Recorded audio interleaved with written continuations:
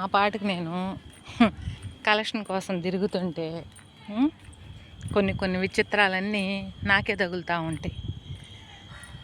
Family అన్న తర్వాత అన్నీ వస్తూనే ఉంటాయి. పెద్దోళ్ళు ఊరికి నేను చెప్పలేదు కదా, ఇంటింటికి ఒక పొయ్యి ఉంటుంది అని చెప్పేసి అలాగనమాట. అంటే ఇంటింటికి ఒక పొయ్యి అన్నట్టు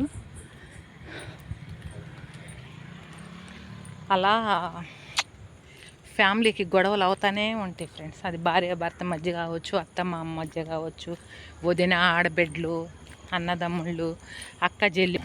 అలాగా నేను నా మైండ్ అంతా ఎలా ఉంటుందంటే ఆ ఫ్యామిలీ గొడవలు అవి ఇవన్నీ నేను పడి ఉన్నానన్నమాట. అందుకని ఎవరైనా అలా తిట్టుకుంటుంటే నాకు చాలా బాధ వేస్తూ ఉంటుంది. అయితే నేను నా బాధలో నేనుంటే ఒక బేవర్స నా కొడుకు ఇక తిడితే ఏమో మగవాళ్ళని తిడుతున్నావు అని చెప్పేసి అని అంటారు. ఆ బేవర్స నా కొడుకులు చేసే పనికేమో కోపం వస్తూ ఉంటుంది. ఏంటంటే నేను నడుచుకుంటా వెళ్తున్నా, నా మైండ్లో అంతా ఒక గొడవ అయింది. నేను కలెక్షన్ పోతే అక్కడ ఒక గొడవ అయింది. నా మైండ్ అంతా ఆ గొడవ దగ్గరే ఉందన్నమాట. చిన్నగా నడుచుకుంటా ఆ గొడవ గురించి తలుచుకుంటా ఎవరు ఎంత అమౌంట్ ఇవ్వాలా అవన్నీ ఆలోచించుకుంటా వెళ్తున్నా నేను.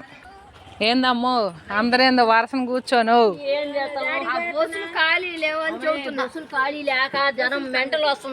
యాడికి పోయారు? ఎన్ని బస్సులు ఖాళీ లేకపోవటానికి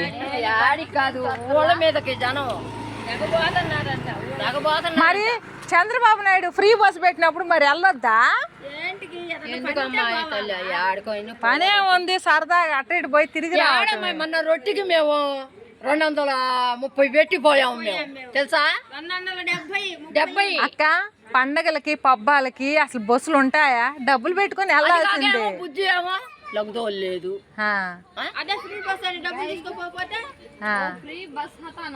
అసలు ఒకటి కూడా లేదంట. నెల్లూరుకి పెద్దగా ఉండవు.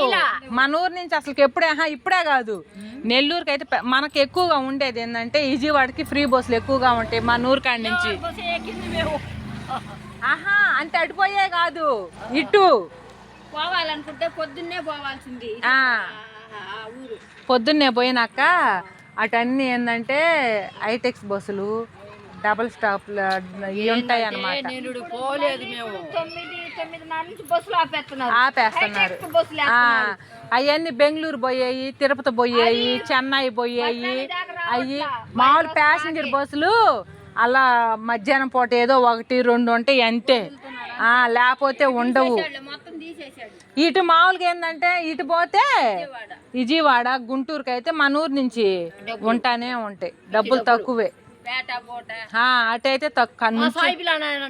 సాయిబులు ఆయన ఎక్కింది అయితే మరి పోయేదాకా అమ్మ అన్నం తినండి అమ్మా అంటున్నాడు.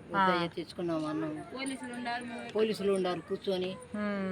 బాగానే ఉంది పోయేదాకా. నేను ఇక్కడ పోయేస్తున్నాను అక్క, ప్రశాంతంగా పోయొచ్చు.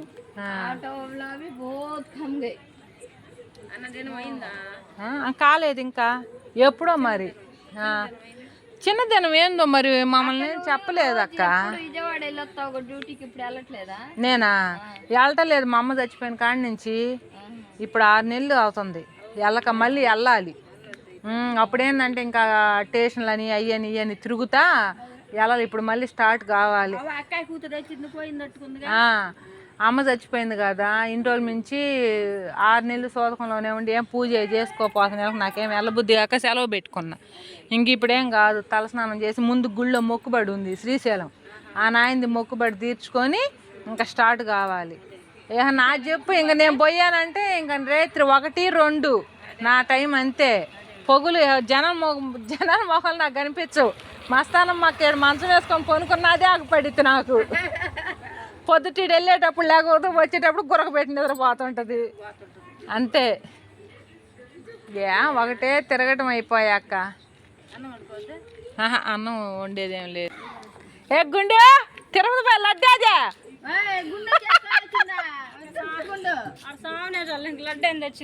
ఏంటిది? అదేంటే దర్శనం కాలా? నేను నేను పోయేటప్పుడు నీకు ముందే చెప్పా దర్శనం కావట్లేదే అని. రేపు నైట్ కంట నేను చెప్పాగా దర్శనం కాదని. నేను చెప్పిన బుడ్రసమ్మ మీ అమ్మకి దర్శనం కావట్లేదంటే నాకు తెలిసిన వాళ్ళు ఇప్పుడు మరి దర్శనం అంత దూరం పోయి కూడా దర్శనం కాలేదు చూడక్క. అమ్మో ఇంకొక నెల పోతే జరిగిద్ది. ఇప్పుడేందంటే పిల్లలు స్కూల్కి కాలేజీలకి వెళ్ళే టైం కదా, దేవుడు దర్శనం ఇంచుకొని వెళ్ళొచ్చులేని ఆగుతారు. అదిగాక దర్శనం కావట్లేదని మా అక్కయ్య చెప్పింది నాకు. వేరే అక్కయ్య ఉంటే ఆ అక్క అక్కడ తిరుపతిలో ఎవరో తెలిసిన వాళ్ళు ఉండారని చెప్పి కనుక్కుంటే 2 రోజులకి 3 రోజులకి దర్శనం అవుతుంది అమ్మాయి రామాకండి అని అన్నారంట. మా అక్క చెప్పింది తిరుపతి ఇప్పుడు వెళ్ళకూడదని. పాపం అది వెళ్ళి దర్శనం చేసుకోకుండా అదే ఎప్పుడు పోతారో మరి మొగులు పెళ్ళాం వాళ్ళు వెనకెడితే మీరు కూడా వెళ్ళండి. మేము శ్రీశైలం మొక్కుబడమ్మా, శ్రీశైలం వెళ్ళాలి. మేము దోల తీరిందా, బాగా తీరిందా దోల. అబ్బా చూడటానికి ఎంత బాగుందో, వినటానికి ఇంకా బాగుంది అనుకో అసలు. ఏమే ఇప్పటికైనా బుద్ధి తెచ్చుకొని మారే. ఒకళ్ళ మీద బురద జల్లమాక, అది చిందొచ్చి దేవుడు నీ మీదనే వేస్తాడు. అర్థమైందా? వేసే నీ ఫ్రెండ్ అంది మీ ఆవిడ వల్గర్గా మాట్లాడుతుందని మా ఆయనతో చెప్పిందంట. ఇప్పుడు ఆ వల్గర్తనానికి అర్థమైందో మా ఆయనకి బాగా తెలిసింది. అర్థమైందా? మా ఆయనకి తెలుసు ఏమనంటే నాకు నోరు దోల ఎక్కువ, కింద దోల తక్కువ అని మా ఆయనకి బాగా తెలుసు. కానీ మీ గురించే తెలియదు పాపం. ఇప్పుడు తెలిసింది మీకు నోరు దోల తక్కువ, కింద దోల ఎక్కువ అని. అర్థమైందా? సిగ్గు మానం మర్యాద అన్నీ ఇడిసిదెంగేవు నువ్వు. నేను అట్టెడవలేదమ్మా, నేను పద్ధతిగానే ఉండ. నా బతికేందో నేను బతుకుతా ఉండ. ఇప్పుడైనా లోకుల ఆడవాళ్ళ మీద, లోకుల పిల్లల మీద, లోకుల మొగుళ్ళ మీద బురద జల్లటం ఆపేసి నీ బతుకు నువ్వు బతికి నా మొగుడే, నా పిల్లలే, నా అత్త మామే, నా సంసారం అని చేసుకుంటే బాగుపడతావు. లేదు నేను ఇలానే లోకుల మీద బురద జల్లుతానే ఉంటానంటే ఖచ్చితంగా దేవుడు అనేవాడు అది నీ మీదనే వేస్తుంటాడు. ఇప్పటికైనా నీకు అర్థమైంది అనుకుంటున్నా. ఇప్పటికైనా మారితే నువ్వు మనిషివేనే. ఇంకా మారలేదో నీ జీవితం అంతే. నిన్న వీడియో తీద్దాం అనుకున్నా, వీడియో తీసి పెడదాం అనుకున్నా, అంత కోపం వచ్చేసింది నాకు. అబ్బా ఎంత బాగుందో పెడదాం అనుకున్నా కానీ కాకపోతే ఏంటంటే మా ఆయన ఒప్పుకోలే. వద్దు నీకు నోరు దోలు ఎక్కువ, గవాలను పెట్టేస్తే అవతల వ్యక్తి రోషం గల్లోడైతే చచ్చిపోతాడమ్మాయి. రోషం తక్కువ వాళ్ళు అయితే ఏం కాదు, రోషం ఎక్కువ వాళ్ళు అయితే చచ్చిపోతారు. కొన్ని జీవితాలు నాశనం చేసిన వాళ్ళం అవుతాము, బిడ్డలు అనాథలు అవుతారు. నీకు అవసరమా అని చెప్పేసి అని ఫోన్ పగలగొడతా వీడియో తీస్తే నా మొగుడు అన్నాడు కాబట్టి నేను వీడియో తీయలేకపోయాను అనమాట. అర్థమైందా? ఇప్పటికైనా బుద్ధి తెచ్చుకొని ఒక మనిషి లెక్క మారు. నీకు నా మీద చెప్పినోళ్ళు, నా మీద నీకు నిందిలేసి అంతా అది ఇట్ట అన్నోళ్ళకి లాస్ట్కి ఏమైంది, తీసి దెంగారు ఫ్యాక్టరీలో నుంచి. గోళ్ళ మీద పాంప్లెట్లు రాసిస్తే రేత్రి పోయి వాళ్ళ అల్లుడు బస్ స్టాండింగ్లో పోయి పేక్కొచ్చాడనమాట రేత్రి పూట. అయ్యో మత్తది బయట పెట్టేశారే, మత్త మాకు ₹1 సంపాదిస్తుంది అయిందని చెప్పేసి అని బస్ స్టాండింగ్లో, మా ఊరు బస్ స్టాండింగ్లో మా ఊరు గోళ్ళ మీద అతికిచ్చారు. అతికిస్తే పోయి లాక్కొచ్చారనమాట, అల్లుళ్ళు పోయి లాక్కొచ్చారు. అలా సిచ్యువేషన్ జరిగింది. కాబట్టి నా జోలు రామాకండి. నేను మిమ్మల్ని ఏం అన్ను. నా బాధ నేను నా శివయ్య తండ్రికి, నా అమ్మవారికి చెప్పుకొని ఏడ్చుకుంటా. నా మీద మీరు ఎంత బురద జల్లుతారు, అవి తిరిగి వచ్చి మీ మీదనే బురదగా మారుతుంటుంది. నా మీద పన్నీర్ లాగానే మారుతూ ఉంటుంది. అర్థమైందా? నా మీద మీరు ఎంత బురద జల్లాలనుకున్నా దానికి బుద్ధి వచ్చింది. దానికి బుద్ధి వచ్చి ఇప్పుడులా సుజాత ఏం చేస్తున్నావని ఇప్పుడు పలకరిస్తుంది అనమాట. దానికి బుద్ధి వచ్చి అలాగే నీకు కూడా బుద్ధి రావాలి. ఆల్రెడీ నీకు బుద్ధి వచ్చింది ఒకసారి, వచ్చినా నీ బుద్ధి అనేది నువ్వు మార్చుకోలేకపోతున్నావు. మార్చుకోలేక నీ మీద పడే బురద కూడా నా మీద జల్లాలని చూస్తే దేవుడు పైన భగవంతుడు చూస్తా ఊరుకోడు. ఎవరి మీద జల్లాల్సింది వాళ్ళ మీదనే జల్లుతూ ఉంటాడు. నువ్వెంత నా మీద బురద జల్లాలని చూసినా అది నీ మీద ఇప్పటికీ 2 సార్లు 3 సార్లు ఇప్పటికి నీ మీద బురద వచ్చింది. గుర్తుపెట్టుకో, నువ్వు 3 సార్లు నా మీద జల్లాలని చూసావు, 3 సార్లు నీకే రివర్స్ అయిపోయింది. అర్థమైందా? బాగా గుర్తు తెచ్చుకుంటే నీకు అర్థమైంది. మంచిగా ఉంటే మంచి, లేకపోతే లేదు. అసలు ఏం జరిగిందంటే ఫ్రెండ్స్, నేను ఎందుకు ఈ రకంగా తిడుతున్నానంటే, తిట్టడం కాదులే ఫ్రెండ్స్, నాకు చాలా హ్యాపీగా ఉందన్నమాట. తిట్టడం కాదు, ఆ సంతోషాన్ని అనేది మీతో పంచుకోవాలి. అసలు ఏం జరిగిందంటే బుధవారం రోజు నేను మా ఆయన కలెక్షన్కి వెళ్తున్నాము. కలెక్షన్కి వెళ్తుంటే నేనైతే ఒక సిచ్యువేషన్ అయితే చూశాను. నేనే కదండి, ఆల్రెడీ నలుగురు ఐదుగురు చూస్తూనే ఉండరు బండ్లు ఆపుకొని. కొంతమంది నాలాగా దోలోళ్ళు ఉంటారు కదా, వాళ్ళు అనమాట. చూస్తూనే ఉంటే ఏంటి జనం ఆగారు. నాకు ఒక పాము పిచ్చి ఒకటి ఉంది కదా, నాకు పాములంటే పిచ్చి, అంటే చూడటం ఇంట్రెస్ట్ అనమాట. పాములంటే నాకు ఇష్టం, చూస్తూ ఉంటా. ఒకవేళ పాములు కావాలని చెప్పేసి నేను మా ఆయన్ని బండి ఆపు అని చెప్పేసి అని చూస్తే పాములేమో అనుకుంటున్నా, పాములు కాదయ్యి పెనపాములు. అంటే మనుషులే పెనపాములాగా పెనేసుకుంటున్నారంటే ప్రేమతో కదండి, గొడవతోటి. ఉంచుకున్నోడి చేత తన్నులు తింటుంది ఒక పతివ్రత ఇల్లాలు. ఏ అన్ని నీతి వాక్యాలు చెప్పామా, చెప్పేది నీతి వాక్యాలు, దూరేది దొమ్మడి గుడిసెలు అన్నట్టు అంత నీతి వాక్యాలామా మా వారు నెత్తిన పెట్టుకున్నాళ్ళండి ఆమెను ఒకప్పుడు. అంటే ఎలాగా, మంచిది మంచి ఒపీనియన్ అని చెప్పేసి అని పాపం నెత్తిన ఎక్కించుకున్నది, కింద అరికాల్లోకి దిగిందనమాట ఇప్పుడు. ఎందుకంటే మా వారు నా కళ్ళతోటే కాదు, మా వారి కళ్ళతోటి కూడా చూడు చూడు చూడు చూడని పదే పదే చూపించాను కదా. అందుకు అసలు ఏమైందంటే, ఆమె భర్త మాకు తెలుసు, ఆమె పిల్లలు మాకు తెలుసు, ఆమె అత్త మామ అందరూ మాకు తెలుసు.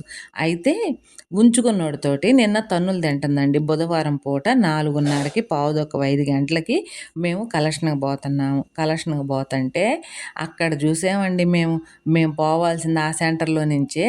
అమ్మాయి గారు ఆ సెంటర్లో ఉంచుకున్నోడి చేత తన్నులు తింటుంటే అబ్బా అసలుకి ఇంకెందుకులే, అసలు ఎంత హ్యాపీ అనిపించిందో నాకు.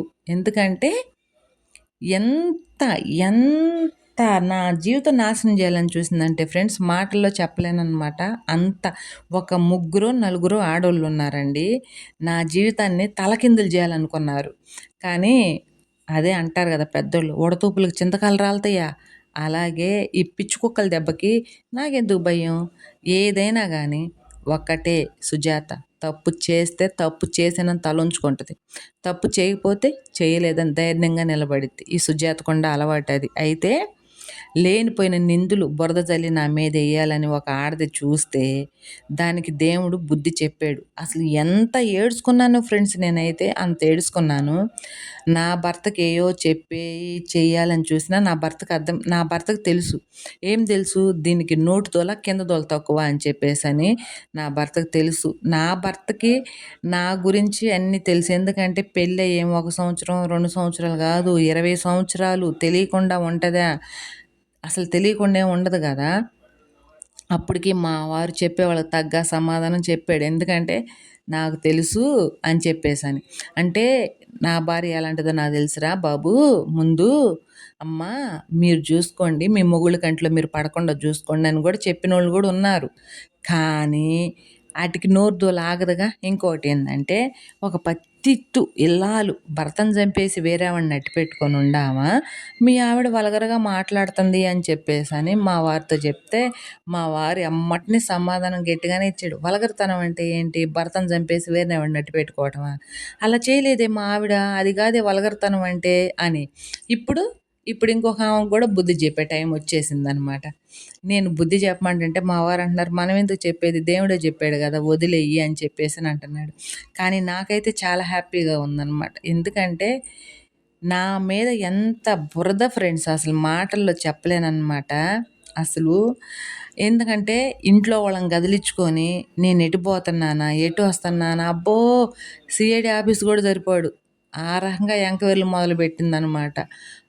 బొత్స ఎంక్వైరీలు మొదలు పెడితే నాకేమైంది, నా జుట్టు కూడా బిక్కోలేకపోయింది లాస్ట్కి. కానీ ఒక్క రోజులోనే అమ్మాయి బతుకంతా బయటపడి అందరి ముందు గతాలు తవ్వుకొని మూసుకొని ఏ అబ్బా చాలా చాలా జరిగినాయిలే. కాకపోతే ఏది కూడా మన కంట్లో అంతగా పడలేదు, 1, 2 మన కంట్లో పడ్డాయి. మన కంట్లో పడ్డంత మాత్రం మొగుడితో చెప్పలేం కదా, అరే ఎదవా నీ పెళ్ళాం ఎట్టా అని మనం చెప్పలేం కదా ఏ మగోడికైనా.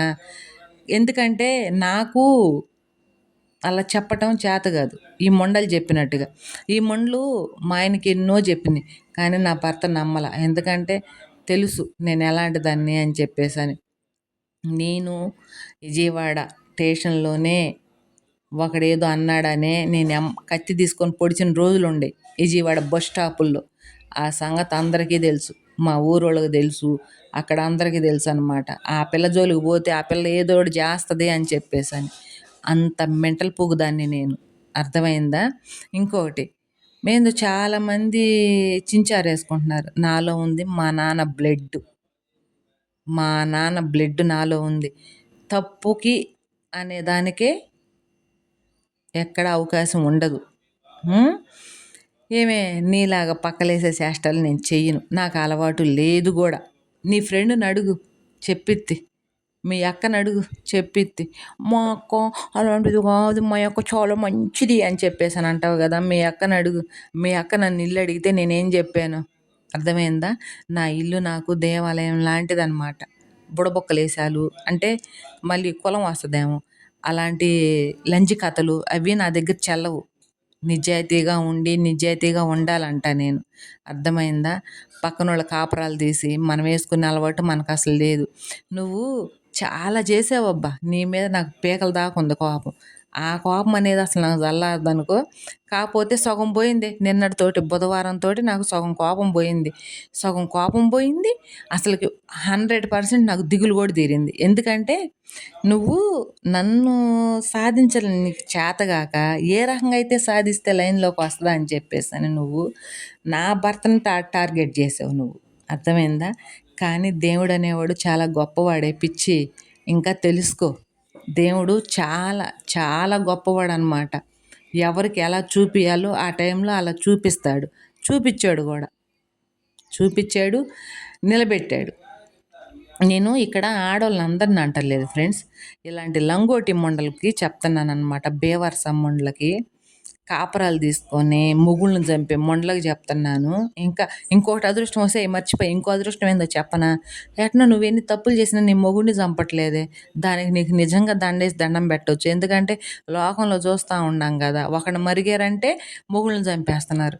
కానీ నువ్వు మాత్రం చాలా గ్రేటే నా దృష్టిలో. ఎందుకంటే ఇద్దరు ముగ్గురిని నువ్వు మెయింటైన్ చేసినా మొగుడిని మాత్రం సంపటం అనేది మాత్రం ఆ టార్గెట్ పెట్టుకోవట్ల. మంచిదానివే నువ్వు మాత్రం. ఆ విషయంలో మాత్రం నువ్వు చాలా మంచిదానివి. ఎందుకంటే నాకు తెలిసి నువ్వు ఎంతమందిని మార్చావో నీ ఇంట్లో వాళ్ళకి తెలియకపోవచ్చు. కానీ మీ అత్తకి తెలిసేయి. నువ్వు మార్చిన సంగతి మీ అత్తకి తెలుసు. కానీ పిల్లలున్నారు. కాపురం పోద్ది. ఎందుకా అని చెప్పేసని మీ అత్త ఓర్పుతోటి ఉంది. ఆ సంగతి మీ అత్తకి తెలుసు. నువ్వు మార్చిన సంగతి మీ అత్తకి తెలుసు. కానీ నాకు తెలుసు. కానీ అదృష్టం ఏందో చెప్పనా? భర్తను చంపకుండా ఉంటున్నావు చూడు. దానికి నీకైతే నిజంగా 2 చేతులెత్తి దండం పెట్టొచ్చే. అదే మీ అక్క లాంటిదైతే మొగుడిని చంపేసిద్ది. ఉంచదు. మొగుడిని చంపేసిద్ది. ఇంకోటేందో చెప్పనా? మీ అక్క నా మొగుడికి మొగతనం లేదు. నా మొగుడి దగ్గర నేను కాపురం చేయనంటే, మీ బావ నాకు మొగతనం లేదంటావా అని చెప్పేసని బాంచేతోడు మగోడు పెళ్లి చేసుకొని ఇద్దరు పిల్లలని గాని చూపిత్తే, ఇప్పుడు గాదు నేను చిన్నప్పటాంచి కోటి చుట్టూ తిరుగుతానే ఉంది ఇంకా సిగ్గు లేకుండా. హ్మ్. అలాంటిదేమో నీకు మంచిదా? అమ్మ నిజాయితీగా ఉండి కాపురం చేసుకో అమ్మా. ఇలాంటి లంగోటి పనులు చేయమాక. మంచి దారిలో నడువమ్మా. మంచిగా ఉండమ్మా అనేది నీకు చెడ్డదా? ఆ! ఆ పోరంబోక లంజ ఒకటేమో వల్గర్ మాటలంటే మీ ఆవిడ వల్గర్‌గా మాట్లాడిద్ది అని చెప్పేసననంది. వల్గర్ అంటే ఏందో చూపిస్తాను. ఇనిపిస్తాను. వల్గర్‌తనం అనేదేంటో నేను రేపు మా ఆయన చేత మాట్లాడిస్తా. సరేనా?